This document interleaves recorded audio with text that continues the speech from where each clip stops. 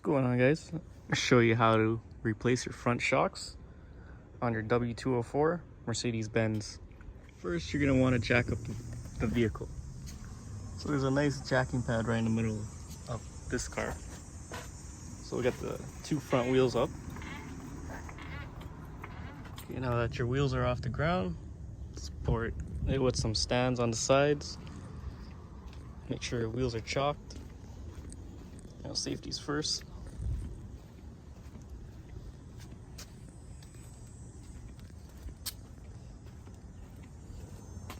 Now we're gonna remove the wheel. A 17mm socket. Take off those wheels.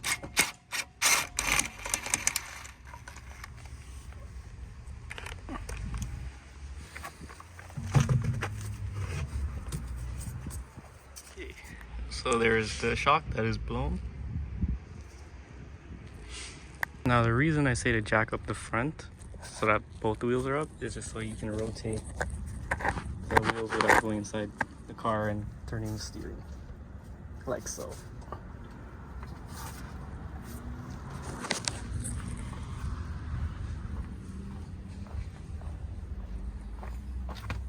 Now if you look at this model has the, I believe that is like the adaptive dampening control for the shocks, which I'm going to delete that. Once you delete this, your car will just stay in sport mode. So you know that button in the center of your car, it will not work. I don't really care because I'm buying these shocks for like 200 bucks for two, whereas getting the one with dampening, an extra like 300-400 bucks. I don't really care for that. It's an older car, just got to get it on the road. So I'm going to remove this caliper because I'm going to also service the pads and everything, and I'll show you that. I believe this is a 14 or 13 mil here. Crack the caliper loose, and we're gonna release this retaining clip. So first, remove this Mercedes-Benz logo here. Just a couple clips behind it.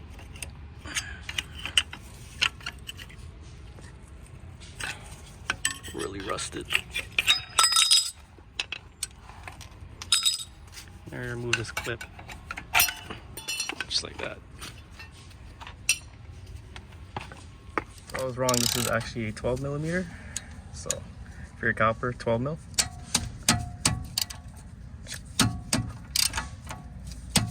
Just crack that bad boy loose, top and bottom.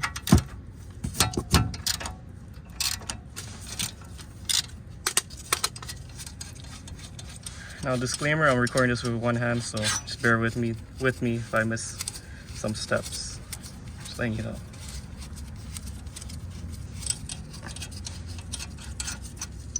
There's your pins. Now grab the pry bar, just wiggle your caliper out. Okay, there we go.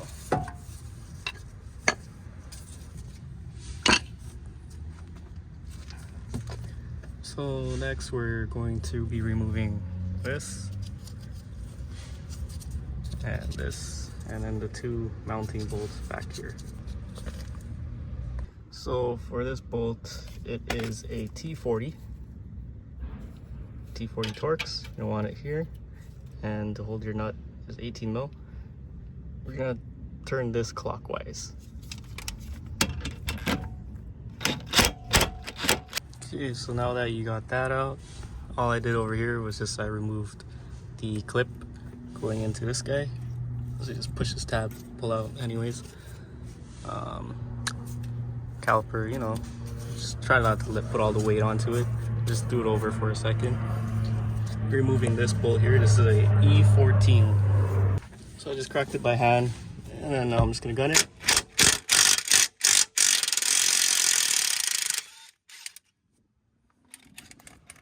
There's your bolt. I'm gonna work on this one here.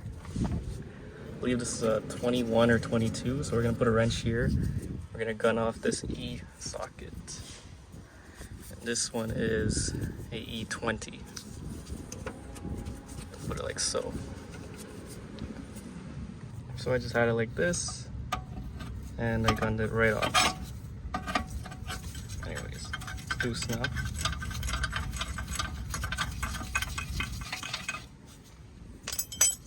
Now we're gonna work on the opposite side of this one. And then we're also gonna take out this clip. And you gotta cut the zip tie here. Okay, so once you got that bolt out,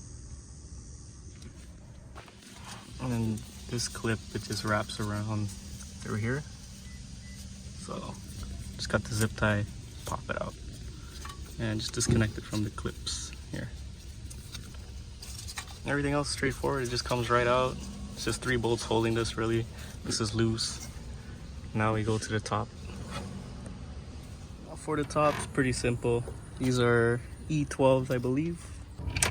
Yeah, so E12, 1, 2, 3, and then you have to squeeze these 2 tabs, and then your strut will drop.